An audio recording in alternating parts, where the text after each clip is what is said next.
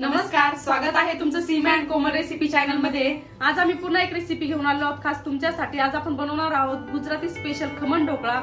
हा खमण ढोकळा गुजरातचा special snacks आहे। आता गुजरातच नाही तर सर्व स्टेट मध्ये ढोकळा आवडीने बनवला पण जातो आणि खाल्ला पण जातो, त्यामुळे व्हिडिओ स्किप न करता बघा। चला तर त्यासाठी लागणारं साहित्य बघूया।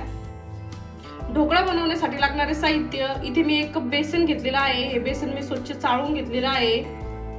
नंतर 3 चम्मच ऑइल, अर्धा चम्मच सायट्रिक ऍसिड, 3 चम्मच साखर, अर्धा चम्मच बेकिंग सोडा, 1 चम्मच मोहरी, अर्धी वाटी कढीपत्ता, चवीनुसार मीठ, 3 चम्मच साखर, 6 ते 7 हिरव्या मिरच्या घेतलेल्या अशा प्रकारे कट करून, आणि इथे येलो कलरचा फूड कलर घेतलेला आहे। ढोकळा बनवण्यासाठी प्रथम आपल्याला बेसन चाळून घ्यायचं आहे। इथे मी ऑलरेडी 1 वेळेस बेसन चाळून घेतलेलं आहे। आता आपल्याला अजून 2 ते 3 वेळेस हे बेसन चाळून घ्यायचं आहे। बेसन चाळल्याने बेसन हलकं होतं आणि आपला ढोकळा छान स्पॉन्जी तयार होतो, त्यामुळे ही टिप नक्की फॉलो करा। 2 ते 3 वेळेस बेसन नक्की चाळून घ्या। आता तुम्ही बघू शकता तिथे मी 1 वेळेस बेसन चाळून घेतलेलं आहे। आता अजून आपल्याला बेसन चाळून घ्यायचं आहे।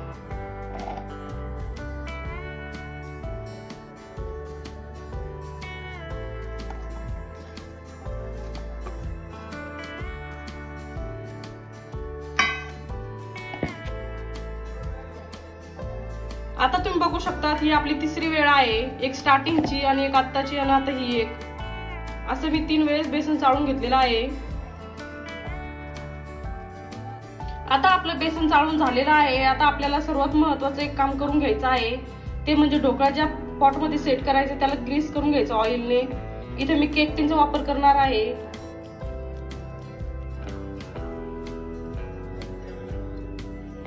तुम्ही कुठल्याही प्लेट मध्ये किंवा डब्यामध्ये ढोकळा सेट करू शकता कुक करण्यासाठी। आता इथे मी बटर पेपर लावून घेणार आहे।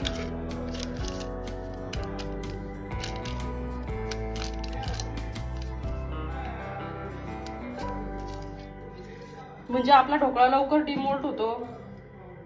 बटर पेपरवर पण थोडंसं ऑइल लावणार आहे मी। आपण ज्या वेळेस बॅटर बनवतो ढोकळा बनवण्यासाठी, आपलं बॅटर रेडी झालं की आपल्याला टाइम भेटत नाही, त्यामुळे आधीच केक टीन किंवा कुठलाही डब्बा किंवा कुठलंही पातेलं ऑइलने ग्रीस करून ठेवायचं। आता आपलं पॉट छान ग्रीस झालेलं आहे ऑइलने। आता आपण नेक्स्ट प्रोसेस कडे वळूया। आता आपल्याला ढोकळ्यासाठी लागणारं बॅटर तयार करून घ्यायचं आहे। इथे मी एक पॉट घेतलेला आहे। आता यामध्ये आपल्याला अर्धा कप पाणी टाकून घ्यायचं आहे। आता त्यामध्ये 3 चम्मच साखर ऍड करणार आहे।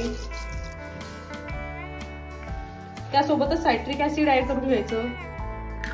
आता आपल्याला हे छान मिक्स करायचं। साखर पाण्यामध्ये डिझॉल्व होईल इथपर्यंत मिक्स करून घ्यायचं। आता तुम्ही बघू शकता आता आपली साखर मेल्ट झालेली आहे। आता यामध्ये चवीनुसार मीठ टाकून घ्यायचं। त्यानंतर ऑइल पण टाकून घ्यायचं इथेच। अजून एकदा थोडंसं मिक्स करून घ्यायचं आपल्याला हे।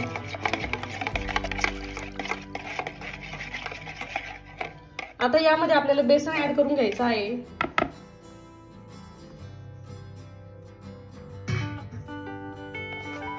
आता आपल्याला बेसन छान मिक्स करून घ्यायचं आहे आणि एक स्मूथ बॅटर तयार करून घ्यायचं आहे ढोकळा बनवण्यासाठी।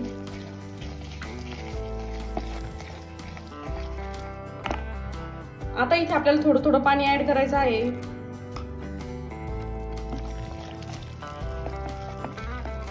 आता तुम्ही बघू शकता तिथे मी एक स्मूथ बॅटर तयार करून घेतलं आहे। बॅटरची कन्सिस्टन्सी बघू शकता, खूप जास्त घट्ट नाही किंवा खूप जास्त पातळ नाही। आता आपल्याला यामध्ये थोडासा फूड कलर टाकून घ्यायचा आहे। तुम्ही फूड कलरच्या ठिकाणी हळद पण टाकू शकता, पण आपण जर हळद टाकलं ढोकळ्यामध्ये तर ज्यावेळेस आपण ढोकळा कुक करतो त्यावेळेस त्याच्यावर रेड स्पॉट येतात, आणि मार्केटमध्ये जे ढोकळे आपल्याला भेटतात त्यामध्ये पण हळदीचा वापर केला जात नाही, तिथे पण फूड कलरचाच वापर केला जातो। आता तुम्ही बघू शकता फूड कलर ऍड केल्यामुळे ढोकळ्याला किती छान कलर आलेला आहे। आता आपल्याला हे बॅटर विस्कच्या सहाय्याने 2 ते 3 मिनिटं फेटून घ्यायचं आहे, म्हणजे आपला ढोकळा छान फ्लफी तयार होईल। एकाच डायरेक्शन मध्ये फिरून घ्यायचं आहे। आता तुम्ही बघू शकता तिथे मी ढोकळा बनवण्यासाठी लागणारं बॅटर छान फेटून घेतलेलं आहे। आपलं बॅटर पण छान हलकं झालेलं आहे। आता इथे मी गॅसवर कढई ठेवलेली आहे। कढईमध्ये पाणी टाकलेलं आहे मी, कारण इथे ढोकळा स्टीम करण्यासाठी मी कढईचा वापर करणार आहे। तुम्हाला जर कढईमध्ये नसेल बनवायचा ढोकळा तर तुम्ही कुठल्याही पातेल्यामध्ये किंवा इडलीच्या भांड्यामध्ये पण ढोकळा स्टीम करू शकता। आता यामध्ये मी अशा प्रकारचं स्टँड ठेवून घेणार आहे। तुमच्याकडे स्टँड नसेल तर तुम्ही कुठलीही प्लेट अशी उलटी ठेवू शकता। आता इथे गॅसची फ्लेम हाय आहे आणि इथे मी यावर झाकण ठेवते म्हणजे लवकर आपल्या पाण्याला उकळी येईल। आता इथे मी बेकिंग सोडा घेतलेला आहे। बेकिंग सोडा म्हणजेच खाण्याचा सोडा, तुम्ही या ठिकाणी इनो पण घेऊ शकता। आता यामध्ये आपल्याला थोडंसं पाणी टाकायचं आहे आता चमचा। आता हे चम्मचच्या साहाय्याने छान मिक्स करून घ्यायचं आहे आपल्याला।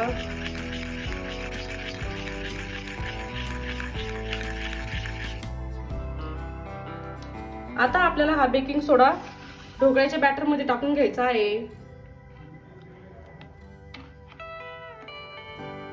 आणि आता छान मिक्स करून घ्यायचं हलक्या हाताने। तुम्ही बघू शकता बेकिंग सोडा ऍड केल्याबरोबर ढोकळ्याचं बॅटर कसं फ्लफी झालेलं आहे। आता आपल्याला हे बॅटर इमिजिएटली ग्रीस केलेल्या पॉट मध्ये काढून घ्यायचं आहे। आता आपल्याला हे बॅटर इमिजिएटली ऑइलने ग्रीस केलेल्या पॉट मध्ये काढून घ्यायचं आहे।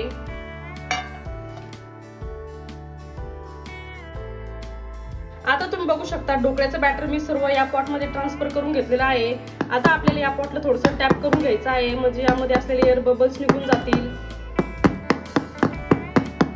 आता तुम्ही बघू शकता तिथे मी ढोकळा स्टीम करण्यासाठी कढईमध्ये पाणी ठेवलं होतं। आपल्या पाण्याला आता उकळी आलेली आहे।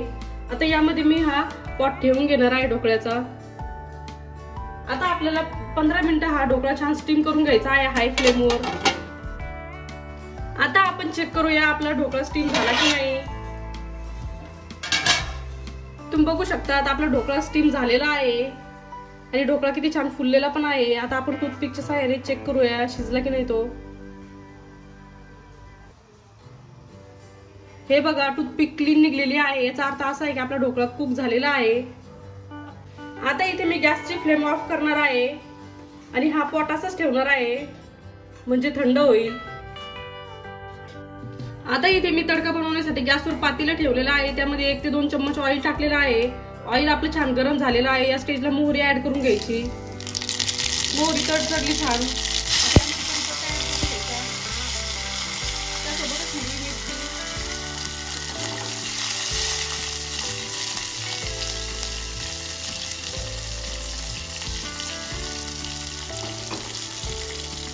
आता इथे मी पाणी ऍड करून घेणार आहे अर्धा ग्लास। आता यामध्ये मी साखर ऍड करून घेणार आहे।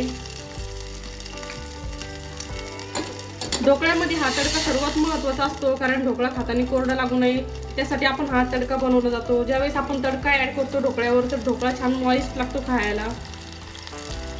आता इथे आपल्याला साखर मेल्ट होईपर्यंत आपल्याला हा तडका उकळून घ्यायचा आहे।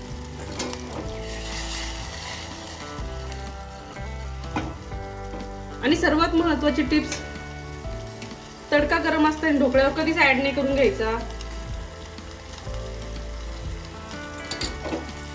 आणि ढोकळा फ्लफी बनण्यासाठी 10 मिनिटं स्टीम झाल्याशिवाय ढोकळा कधीच ओपन करून नाही बघायचा, कारण की आपण जर सतत झाकण जर काढलं ढोकळ्यावरचं तर जी कुकिंग प्रोसेस असते ती स्टॉप होऊन जाते।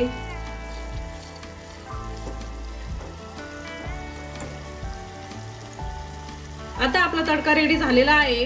आता आपल्याला हा तडका थंड करून घ्यायचा आहे, त्यानंतरच ढोकळ्यावर अप्लाय करून घ्यायचा आहे। आता आपला ढोकळा छान थंड झालेला आहे, तुम्ही बघू शकता मी सहज त्याला टच करू शकते। आता आपल्याला चाकूच्या साहाय्याने याची साईड लूज करून घ्यायची आहे म्हणजे आपल्याला ढोकळा डिमोल्ड करायला सोपा जातो। आता आपल्या सर्व साईड लूज झालेल्या आहे। आता आपल्याला हा ढोकळा एका प्लेट मध्ये ट्रान्सफर करून घ्यायचा आहे अशा प्रकारे आणि पॉटवर छान टॅप करायचं म्हणजे आपला ढोकळा छान निघतो।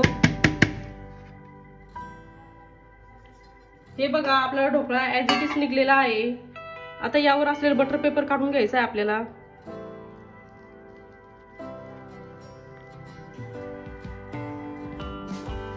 तुम्ही बघू शकता किती स्पॉन्जी आपला ढोकळा तयार झालेला आहे। हे बघा किती स्पॉन्ज दिसत आहे आपला ढोकळा।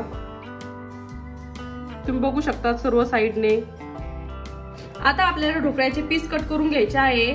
त्यासाठी ढोकळा मी एका पोळपाटावर काढून घेतलेला आहे, म्हणजे आपल्याला कट करायला सोपा जाईल। ढोकळा खाली कडक सरफेस असल्यामुळे ढोकळ्याचे पीस तुम्हाला किती लहान किंवा मोठे पाहिजे ते तुम्ही तुमच्या आवडीनुसार छोटे मोठे कट करू शकता। हलक्या हाताने कट करायचं। ढोकळा खूप नाजूक आहे आपला, खूप स्पॉन्जी ढोकळा तयार झालेला आहे आपला।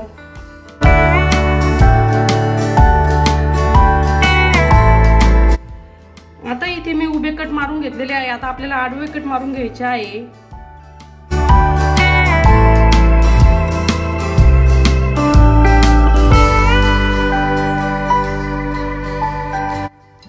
आता तुम्ही बघू शकता, मी तुम्हाला ढोकळ्याचं पीस दाखवते किती स्पॉन्जी तयार झालेला आहे। हे बघा आपला किती स्पॉन्जी ढोकळा तयार झालेला आहे। तुम्ही बघू शकता किती छान जाळी आलेली आहे आपल्या ढोकळ्याला। मी तुम्हाला दुसरा पीस दाखवते। हे बघा किती जाळीदार ढोकळा तयार झालेला आहे आपला। आता आपल्याला या ढोकळ्यावर तडका टाकून घ्यायचा आहे।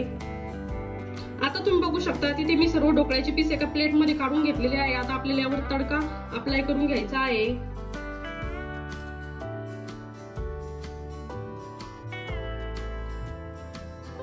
तुम्ही बघू शकता मी अशा प्रकारे तडका अप्लाय करत आहे।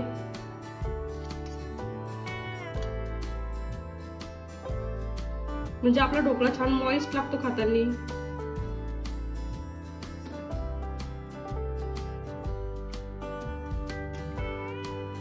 अशा प्रकारे मी सर्व ढोकळ्यावर हा तडका अप्लाय करून घेणार आहे। आता तुम्ही बघू शकता तिथे मी सर्व ढोकळ्याच्या पीसवर तडका अप्लाय करून घेतलेला आहे। तुम्हाला आजची रेसिपी कशी वाटली आम्हाला कमेंट मध्ये नक्की कळवा आणि अशा सिंपल सोप्या रेसिपीसाठी सीमन कोमल रेसिपी चॅनल सबस्क्राईब करायला विसरू नका। हे बघा आपला ढोकळा किती स्पॉन्जी तयार झालेला आहे।